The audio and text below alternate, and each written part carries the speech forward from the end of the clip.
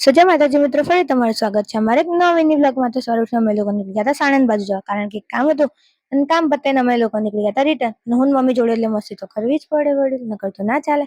પછી થોડી ઘરની વસ્તુ ને એવું લેવાની એટલે અમે લોકો જોવા આવ્યા હતા. અને પછી ગયા હતા રજવાડી પર ચા પીવા. અને રજવાડી જઈને અમે લોકો ના પડી એવું તો ના બને.